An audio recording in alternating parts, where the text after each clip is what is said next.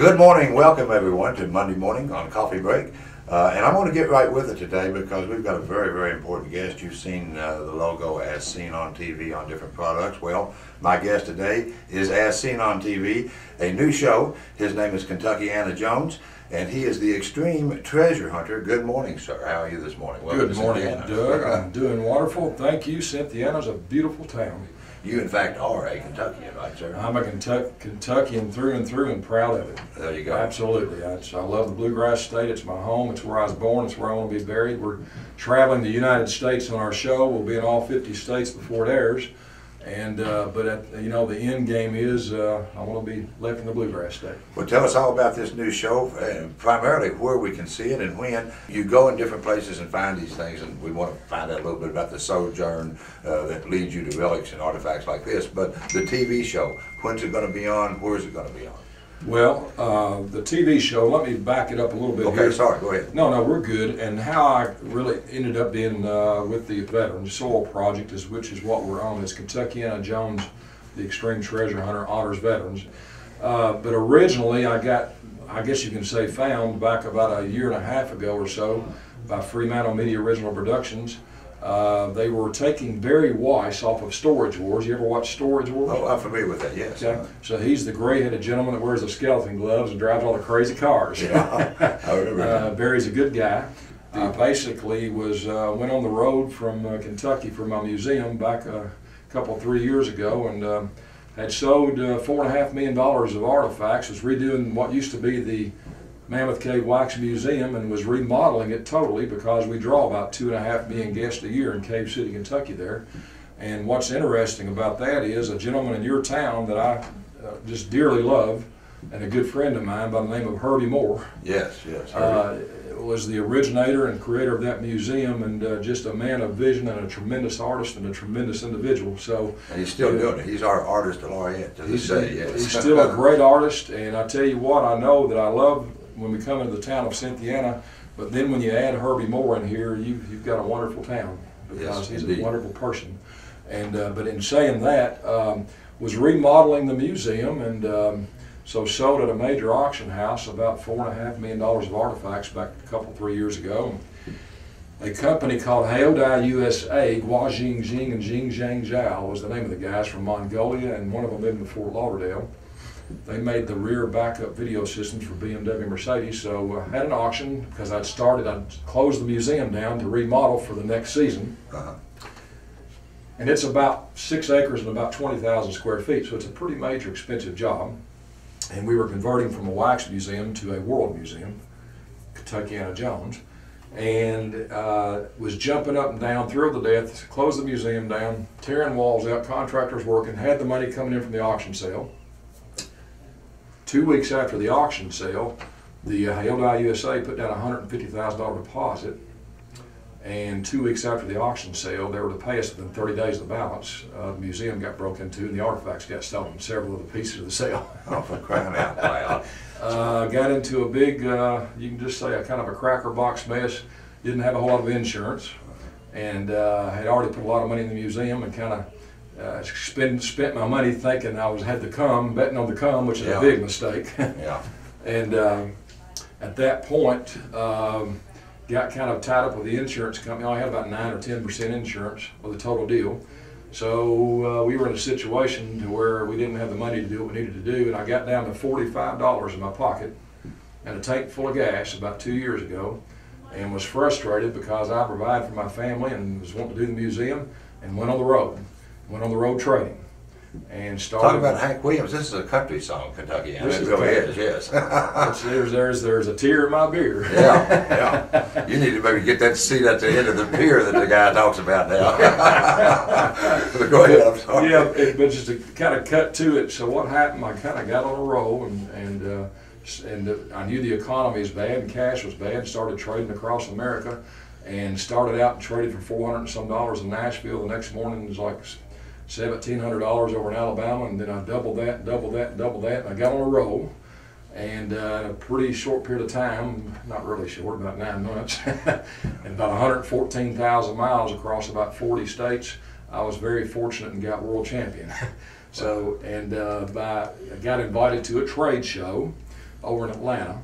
And from that trade show, they were looking at the trade show, the television company was, that does all the productions for A&E, to actually take Barry Weiss off of Storage Wars and start a show after Barry's name, B-A-R-R-Y-D, Buried Treasure. And they were looking for somebody that was kind of eccentric or crazy or nuts or genius. I hope I'm number 4. But they were looking for someone to maybe film for some shows with him on the road, and I done that, which eventually led to where we're at now, the Veterans Soul Project with Kentuckyana Jones. So you did look familiar to me. I probably have seen you on the show you mentioned. You've probably seen me on A&E with Barry Weiss. It was the #1 show of the year was Kentuckyana Jones and the Emperor's Vessel. Yeah. And then there was a Wonderful World Wax show, and there was another promo show and such. So I was fortunate enough to be in that show with Barry, and that led to this. And so. Well, a great interest in the hard to find, the unexplained, the relic. Nowadays, the artifact, if you will, so many TV shows based on that. But this is a little bit of a different type of a turn to what you have here. It's a little bit different. I call it the creme de la creme. I'm not looking for an antique dresser that there's 500 of. I'm looking for a jade Rio Azul pyramid skull. There's 1 of or 2 of. Yeah. I'm looking for the Hank Williams gun, the Navy Dragoon, the crystal skull, the real rarest, the Beatles. We've got a show that'll be coming out with the Beatles collection. Sergeant Pepper Lonely Heart Club shoes. George Harrison shoes, Ringo Starr shoes, John Lennon's Army jacket, and found those, and give you a little teaser here, found those in a very wealthy senior citizen's basement. He had got them from the museum in Nashville, Tennessee back about 1970s, 80s, and put them away and couldn't find them, so I searched his house from 4 levels in that particular show to find them, and when I found them, I traded for them from him. A far cry from $45 in your pocket, and what'd you say, a tank of gas or something? That was it. Good Lord bless me. Well, I'll tell you what, and you know, there has to be some divine guidance. I mean, you know, this is not luck to find this stuff, though, is it? I mean, do you know where to look? How do you get onto something like this? There's an elderly gentleman that I have a lot of faith in that told me after all this happened, he said, Kentucky, he said, you say that you're blessed and you're lucky, and I believe that. He said, but I believe you make your own luck. Yeah. And he said, you work hard to be lucky. And he said, you've worked very hard. And I said, I agree with that, and I appreciate that. And even more so as far as what we're doing for Veterans of War, under Honors Veterans of the Patriot Soul Project. I think it's a calling from God, and I think it's all blessings from God. I do. All things well recognized in the area. Well, the folks that are hearing you this morning, Mr. Jones, understand every bit of that, and we revere those things, and you'll find some support here in this area. Okay, that concludes the first quarter of Coffee Break on this Monday morning. You'll see him on TV soon, folks. You've probably already seen him. Kentuckyana Jones with me on Coffee Break this morning. We'll be right back and find out more about the Extreme Treasure Hunter, his TV show, and what he's trying to do with respect to the efforts on behalf of veterans that he spoke of. Right back after this. Back with Coffee Break this Monday morning. Hey, it's really a thrill to have Kentuckyana Jones in the studio with us here on WCYN. Kentuckyana Jones, I tell you what, the TV show coming up, we'll find out more about that where you can see it, but let's talk about the subject matter closest to your heart and what, one of the main reasons you're here to talk to us today. Mr. Jones, sir. Yeah, now, can I just call you Kentuck? Or? A lot of people call me Tuck, some call me Kentucky, but anything that's associated with Kentucky, I'm all right with. There you go. Hey, that's good. And you got your UK shirt on. I've got it today, Go Big Blue, and Coach Calipari, and we had a good run this week, and I bleed blue like the rest of you here, I'm sure. That little trip they just got back from in the Bahamas. It's pretty sweet. Good reports from there. Okay, give us your report, sir. Go ahead. Here's my report. Basically, and this is ultimately, in the end game is, and I love to kid around and talk about these treasures and extreme treasure hunting, but the end game is we're all about veterans of war. At the end of the day, that's what we're about.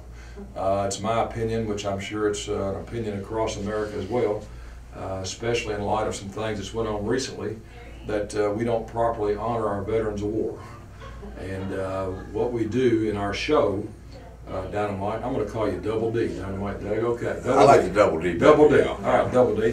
What we do in our show, Double D, is that each show will be broken apart in segments, and basically we're on the road trading on behalf of veterans of war, of all wars. And so the first part of each show, which is pretty neat, I told you in the first segment that got a Beatles collection. You'll see that on TV.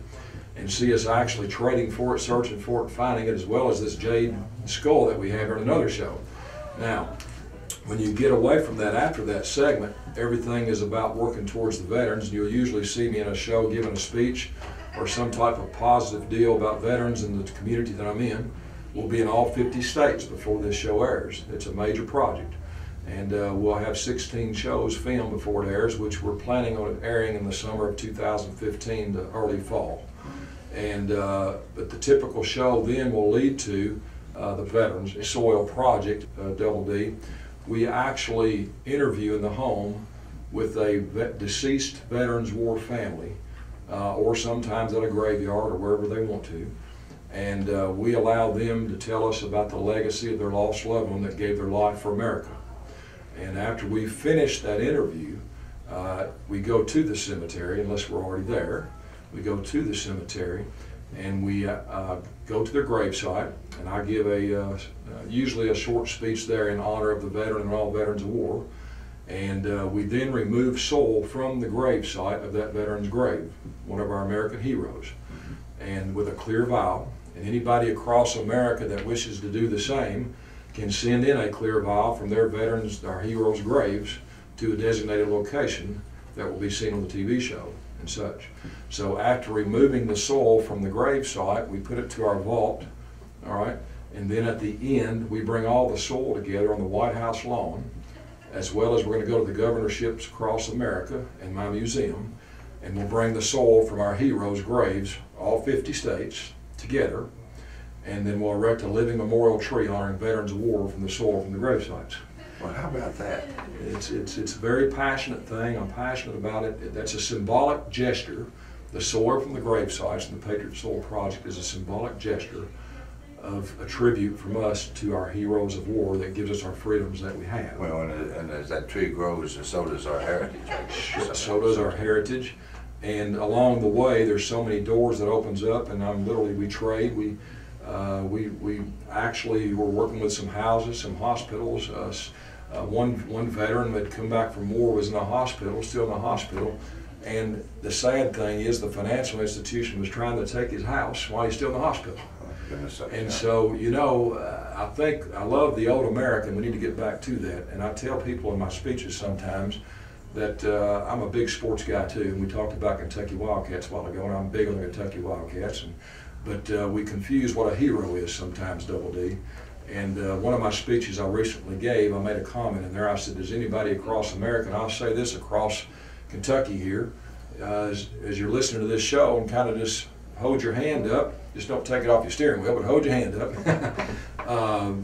if you know the answer to these questions. And what I like to say is, does anybody know who Muhammad Ali is or what he was? Does anybody know who Michael Jordan is or what he was or what he is? Babe Ruth, Lou Gehrig, LeBron James, Seattle Seahawks, San Antonio Spurs, Boston Red Sox. And I think most of America will say, oh, they're world champions. They're our heroes. Right. And my answer to that is they're world champions, and hats off to them, and it's awesome that we can enjoy watching our heroes of sports, but our true heroes that we forget about is the ones that allowed them to do that, our heroes of war, yeah, our American veterans. The guys that climbed out of the Higgins boats on the beaches in the South Pacific with the machine gun bullets coming right at them. Amen. And had nowhere to go behind them, and well, some of them never got much further than that. Never got much further, and we just had over in Indianapolis recently with a family that, and I'll be honest, we did that particular speech at the cemetery. I cried my eyes out because it was with the Jackie D. Jones family. Yeah. And with his family, there was Kerry, the son, and Jackie D. Jones, and the mother Ann, and the rest of the family, and the grandkids and such. And that, but to give you an idea, that particular Jackie was an American hero of war in Vietnam, and he died in a helicopter crash that was shot down. And Kerry was 16 to 18 months old when he lost his dad. Yeah. And his other son Jackie was still in his mother's womb. Yeah. Now you can't begin to imagine, which I won't talk about it too much because it always chokes me up, but you can't begin to imagine that your father gave his life for the land of the free, God's country, and God we trust. Yeah. Yeah. All right, I'm going to make a point to you here, Double D. I want to make a point to our audience listening out here, is that he gave his life in honor, a brave man, Jackie Jones. He's an example of many across America.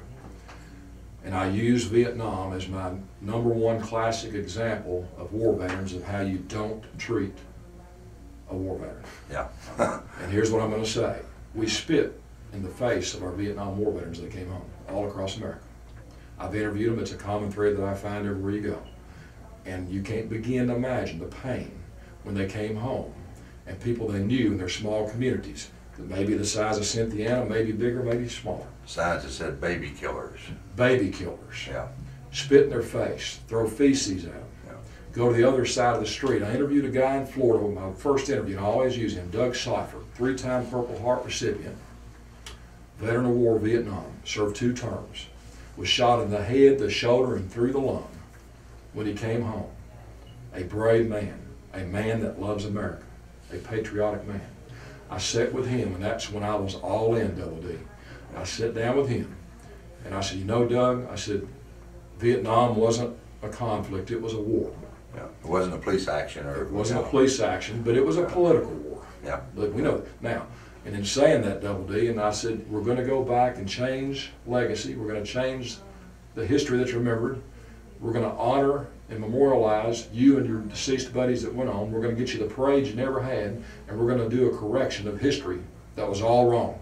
You guys, our truest heroes, paid the ultimate price for the politicians' war. I'm sorry. Well, and a lot of people think that to this day. There will always be a controversy attached to that war and our involvement in it. You know? And it's not just that, Double D. See, the reason I use that as an example, when I go back to Jackie Jones that died there, he gave his life there, and then his buddies come back home. Yeah. And Doug Seifert that I was mentioning was in Florida, and he told me, he said, stop right there, Kentucky. He put his hand on my shoulder. He said, the happiest day in some 40-some years of my life, somebody's finally fighting for us. Yeah. You're fighting for us. And he's had a tear coming down his eyes with his mirror glasses on. He said to me right there, he said, you can't imagine the pain. Yeah. I come home. The first weekend home, I wanted to walk to the square and breathe some fresh air, the fresh air that I fought for. Yeah. He said, I'm walking down the street. People's known me since I was a child. And I'm expecting, hey, Doug, how are you doing? Pat me on the back. And he said, they walk up and spit in my eyes. Yeah, and, you know, and the habit, for lack of a better way of putting it, of categorizing our veterans and the reverence we give them based upon the particular war or action they were in. Well, bullets ain't got no politics. It's the thing. They all shoot straight. Yeah, they all shoot straight. And they all come in at the American flag at one time or another. And you know, whoever the soldier is, and you know, most of those non-soldiers, they were drafted. Many of them, they didn't ask to go, and their philosophies often differed from what they were fighting for. And that's always going to be a controversy. But you know, you mentioned the confusion with our hero worship, if you will. And athletes, and I'm like you, I see no reason to worship these great athletes. They're men of character, they wouldn't be the great athletes they are. But however, they would be the first to say, I think, that the fellas taking the bullets we're talking about, that's a different thing, and they would be the first to say, we don't want to do it unless we have to, and nobody wants to do it unless they have to. But unfortunately, we put a lot of great men and citizens in the line of fire through the years, have to in certain cases. Well, and I'll say this too, Double D, and I'm talking about all war veterans, and you are correct in what you're saying. I'm talking about all war veterans. I only use Vietnam as an example because it's the most classic example of how not to treat a war veteran. Yeah. But I'm going to tell you something. And it still goes on today. And I figure that if we can bring enough attention to how we treated Vietnam war veterans, it'll help all the war veterans going forward, is what I figure. And that's why I use that. But you can't begin to imagine. I'll tell you this, there was 58,000 lives lost on Vietnam soil, American men and women, 2.3 million Vietnamese. Now the 58, and they're all God's children, Double D. They're all God's children. War is an unfortunate part of the world that sometimes goes on, but that's a lot of souls. Now, when you take it a step further, of the 58,000 that we lost on Vietnam soil, take a stab at how many you think's committed suicide since Vietnam. What would you guess a number to be? 58,000 died there. What do you think? How many's killed themselves? I would hate to guess. What would it be? The estimates right now, somewhere around 3 times as many, 170 to 180,000 have committed suicide from the Vietnam War. Does that startle you? Well, no, it doesn't, because of course that was the war, I guess you could say, of my generation, people my age. I missed, well, they drew a number for me. I was just a bit too young by the time. And we do shows here on Coffee Break. Each Veterans Day, we have some World War II veterans, unfortunately, a couple of them that were prisoners of war, or German prisoners of war, and in the last 3 or 4 years they've deceased. Yeah. And it's just a shame. And you know, again, you're in an area here where veterans are valued as much as anywhere in the land, and we appreciate what you're doing. And hey, you've just completed the first half of Coffee Break, sir. Awesome, awesome. I've enjoyed my time here. Hey, well, we've got a little bit more to go here. Another half hour, as a matter of fact. We'll be right back. It's halftime on Coffee Break. Kentuckyana Jones is here, folks. And hey, it's great to meet him, and we'll look forward to seeing him on TV, all his efforts in behalf of the veterans. When we come back, I may talk about some of this interesting stuff he's brought with him on Coffee Break after this. Back with Coffee Break, where the City Buzz magazine clock has just rolled over to 8:32. A very exciting Monday morning on Coffee Break with Kentuckyana Jones. Right now, we're going to throw it into the engineering room, and I believe we have some headlines. We'll be right back. Kentuckyana Jones is with us on Coffee Break this morning, and man, he has an array of interesting objects, an interesting fella, TV show coming up. I'm telling you, you're a busy man, sir. You know. Very busy man. Another thing that God granted me is a lot of energy, and I appreciate that because it takes it. I mean, it's literally the last couple of years, I would say the number is well over 200,000 miles on the road, not counting flying. I've been in all 50 states, and we've got to be in another 30 to 40 more states before we finish this TV show, before it comes out in the summer, fall 2015, Double D. Yeah. I want to mention one of the reasons we was here today, and in Cynthiana and such, is a great hero of war, Jack Owens. Oh, yes. Yes. And we've been over to the cemetery in honor of him today. Oh, great. And we've been with his nephew, Bob Owens, a tremendous gentleman and also a war hero veteran. Yes, indeed. And I think Jack's good friend that was in almost 2 to 3 years in Germany in prison camp in World War II, his name was brought up as well, and I think that his name was Huck. Huck Turner. Huck Turner. Herschel Huck Turner. You just mentioned, well, Huck was one of the individuals that was on the show I told you about. Yes, sir. Yeah. Well, I just want to say to all of Cynthiana, and I know there's other war veterans, this happens to be the ones that we came in contact here, tip your hat to these heroes. Tip your hat to the heroes today, and we'll get on with what you had now. Well, as I say, we have had some great oaks in terms of personalities in this town, and those are two that were failed just recently for us, and I appreciate you mentioning those and honoring those Harrison counties for us. Okay. Okay. Now, what were we heading for next? We were talking about these skulls. Excuse me. Yes, when I said what was wrong, I thought maybe I had touched this expensive skull in some way to mar or besmirch it, and I don't want to touch this thing if I got to buy it now. You know, okay? Double D, you got your hands within an inch of it, and if you read the disclosure with it, it says don't put your hands any closer than 3 inches. Yeah. Did you notice the lights started dimming in here? I thought it might bite me or something. How old did you say that thing was? All kidding aside, it's a very serious piece. I'm joking and having a little Halloween fun with it. It's not Halloween yet, but I love Halloween. But that is 387 AD. It's a real Azal pyramid from the pyramids skull. It's made all of jade. It's an actual skull. And that actually, it seems like a little bit, you might think it's a little bit creepy, okay? But it's not really creepy. It's in the Rio Azul and those areas at the time, that was about as great an honor you could have. That would be rating up to have that done beyond what our president would rate at. And there's only 2 of those in existence in the world that we know of. It's been authenticated and tested. That's the rarest of the 2 because of the colors and the make of the jade on the skull. So it's a very, very rare piece. Well, you made a good point. In our culture, we always establish kind of a morbid aspect to bones and stuff. But in some cultures, bones were used as decorations, weren't they? They absolutely. And to honor, yeah. Absolutely, and that was not considered a negative. It was considered a positive. Well, I have to say, I'm impressed with this gentleman's age. I assume it's a gentleman. It could be a lady. Yeah, you take that. Don't let me he is a gentleman. I'm going to hand him back here. He looks every day that old, too, I will say that. He definitely, I think he started, all kidding aside, Double D, I think when he went on Social Security it was about 2,300 and about 33 years ago. Well, he's breaking the bank. That's one guy that's going to get his dollar's worth from the Great Society. That's for sure if he's on the check. Absolutely. Okay, and this, you hear it, and it's kind of an Indiana Jones type of a mystic myth. Easy. I got rid of him last week. Oh, excuse me. Well, no, he's nothing. Kentuckyana, Indiana. You're on the right team. Okay? By the way, before we talk about this skull, I've got your card here, okay, and it's got the United States of America on it, and you've been everywhere there. But on the back, it has kind of a stallion's head, an 8 with an arrow coming from the top of it, erupting from the top of it, and it says, fall down 7, stand up 8, never, never, never give up. What's that all about? Yeah, well, when I was down on my luck, Oh. I told you about that earlier. Yeah. And started getting back up again. I thought, you know, I want something that, and when we ended up going into this honoring veterans and such, I thought I want something that veterans can understand. Mm-hmm. And nowadays, as you know, tattoos are red hot.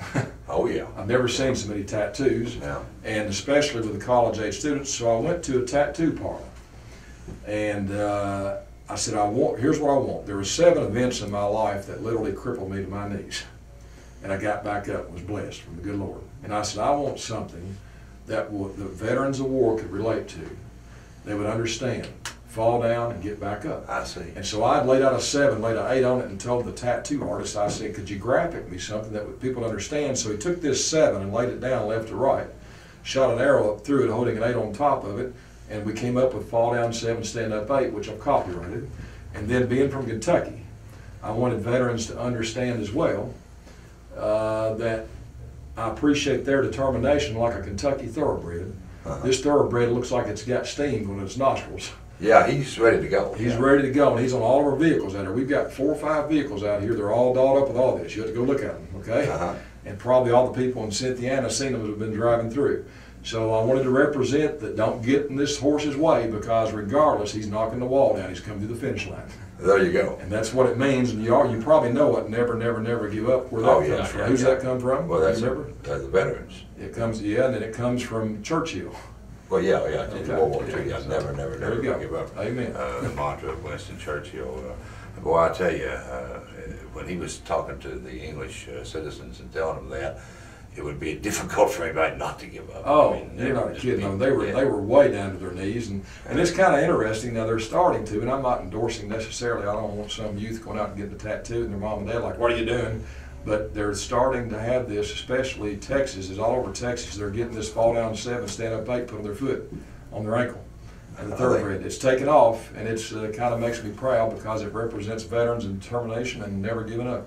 Well, now, you understand I support you 100%, okay? Amen, brother. But I appreciate it. I ain't getting no tattoo. Well, as a matter of fact, I brought a tattoo artist today because the owner of the station here, or you may be partners, he told me you would get one on your shoulder. So is that not correct? He is a prevaricator. That's what we call him in the business. Yes, that is what you call your big lie. Double D, I'm going to get one of those made up for you that you can wear for 3 weeks. Would you wear one for 3 weeks? You mean a temporary tattoo? Temporary tattoo. Yeah, depending on what I'd have to wear. You know, as a matter of fact, that I think about this. You keep looking at my forehead. So yeah, that's what's disturbing me. As I think about it, we may get some of those made up and do a little rally across America and let folks wear that on a temporary basis for a few weeks and honor veterans. What do you think? There you go. I wonder how many you can get to volunteer in Cynthiana. Tell them to call in here and tell you. I want to hear about it. Well, I'll tell you what, they will. And I mean that really sincerely. And, you know, I'm sure it's like that all over the country. But, you know, when you go around for the Veterans Cause, you come to these little small rural pockets like Cynthiana, okay, and the little towns around us. Do you find more patriotism and reverence for veterans and causes like that in the smaller rural areas than you do in the big city? That is a lot of people's conception. Is that true? You've been both places. There's patriotism everywhere, but I'm going to say there is some truth to that. It seems like because small communities are pretty tight-knit, and it's like here, it just had such a great feel coming into town, which we're going to be showing part of Cynthiana on one of the shows, and coming into the cemetery and coming down through your main part of your business section, all the old buildings and the heritage. And it seems like the Andy Griffith Mayberry type of feel has some more degrees of patriotism in the small towns. I think it's a little bit easier for them because, and New York's a place I love to go, and it's interesting, and a lot of great people there. It's not saying anything bad about them and such, but when you live in New York, 97% of people don't drive cars, they walk to work. And when they walk to work, the first time I went to New York, I thought, because I'm from Kentucky, so I'm walking down off of it's 52nd Street, and then I got over to Times Square and all this, and I'm walking in the mornings to check the place out, and I'm like, nobody's looking at it. Nobody nods their head, hi, how you doing? Nobody. And at first I took it, Double D, that they were being rude, but they really weren't, because they walked to work. Yeah. And they've got a schedule to meet, and it's 7:30, and they've got a 25-minute walk to be on time at 8 o'clock. They don't have time to stop, shake your hand like we do around here. So it's not that they're any different as far as people. They're good people. It's just that their schedule is on their feet. The pace of our society. The pace of our society. Yeah. Well, the pace of our society, I guess, makes us turn away from a lot of things that we used to enjoy and reverence of heroes and things like that. We need to make time for it. We need to make time, absolutely. Absolutely. Okay, that concludes the third quarter of Coffee Break, my friend, Kentuckyana Jones. We'll be right back after this on Coffee Break. Welcome back to Coffee Break, quarter four with Kentuckyana Jones, the extreme treasure hunter. Look for him soon. And we've been talking about his efforts on behalf of veterans. The project, the soil, the name of it again? The Veterans Soil Project. And then you can go to KentuckyanaJones.com. Spell Kentucky just like it's spelled with the Y, A-N-A behind it, A-N-A-J-O-N-E-S, KentuckyanaJones.com, one N. Spell Kentucky the way it is, A-N-A-J-O-N-E-S.com, and you can check out, it tells about what I'm doing, and we've got a bunch of treasures galleries on there. It's fun to look at for kids and adults. There you go. Yeah. And again, supporting our veterans with the project and all of our veterans. You know, we were talking about the Vietnam veterans that were slighted. I think America turned away from that war because of what it was. We were ashamed of it. We didn't like it, and we just wanted to look away from it. But I think we forgot when we did that, we looked away from the veterans too. And appreciation to you and others like you, sir, that are bringing that back to recognize our non-vets. Yeah. Double D, it became politically incorrect to be for it. And instead of, to be honest about it, instead of our politicians standing up and saying we were wrong, or we handled something wrong, they threw it back on our soldiers. Your attention is being diverted again. Is it, hey, it's Herbie. It's Herbie Moore. Herbie, come here, man. Yeah, Michael, where are you doing? How are you doing? What are you doing in Cynthiana? Well, I tried to call you. Here's Herbie Moore, my good friend, and I'll tell you what, I commented earlier in the earlier segment that Cynthiana was a better place with Herbie Moore, and I guarantee you that. Tremendous artist, a tremendous man of vision, and in all honesty, Herbie was the founder of the Mammoth Cave Wax Museum in Wandering Woods over in Cave City, Kentucky, and tremendously intelligent man, and he's just a great friend of mine, and God bless you. It's good to see you, Herbie. How are you doing? God bless you, Michael. I had seen your van out front, so I pulled in, and I thought, I'm going to find him. Well, I'll tell you this, while I was in town, I was going to find you anyway. Yeah, well, but I'm going to come over and try to trade for some of your paintings before I leave here. I've got one out. I've got one for you in the car. I did it a couple of weeks ago, and it reminded me so much of you. Just happened to have one for me. And you look He's good. a salesman too. Well, thank you. You do too, Herbie. Yeah, thank you for calling my attention to come in. Yeah. Good to see you too. Herbie's been on Coffee Break with me before, and I call him our artist laureate. And I tell Herbie this, and I mean it with all due respect. Herbie's stuff is better the older he gets. And he'll tell you that too. It is. That's right. I noticed it too. Did you know that? Yeah. It's not. It's something I can't help. I think I've become more concerned with the little meticulous details than I did when I was younger. Slapped through things when I was younger because I wanted that canvas to dry so I could sell it. Yeah. Now I fall in love with them, and I just hate to give them up. Now you haven't retired again lately, have you? Herbie flips to retire every now and then we find him painting again. You do know this, Double D. Herbie, I nicknamed Doug Double D, Dynamite Doug. Now listen to me here for a minute. The greatest marketer in America, Herbie Moore. Really? And what he does, the reason he retires several times a year, he comes back and says, I'm going to sell some more paintings, guys. You better get them before I retire again. So you kind of like the fire sale they have every week, right? They burn down again, right? Let me say this too, and I want people to know this. We're remodeling the museum to open back up March of 2015. There's going to be a lot of stars there on various weekends, but one of the things that we're going to be doing is I'm going to have a Herbie Moore gallery there in honor of Herbie Moore. And the first thing that we're going to do when we open up, which kind of kills me because I cry about it when I talk about it. That's how much I think of Herbie Moore. You're an emotional cuss, aren't you? I'm an emotional cuss. Yeah. Now I could give you the quick knuckle sandwich. Well, you got to quit fooling with this emotional stuff. See, this do-gooder stuff does that to you. Brings the tears out. All brings tears to your eyes. But when I talk about Herbie and I think about Herbie, and I told all of our staff, I said when we get in through Lexington, Cynthiana, you got to meet Herbie. But I mean what I say. And Herbie, you'd have to understand. You're talking about back in the '60s, and I don't know if you know this or not, Double D, but Herbie's a Korean War veteran. I didn't know that. Okay. He's a Korean War veteran, and hats off to him for that.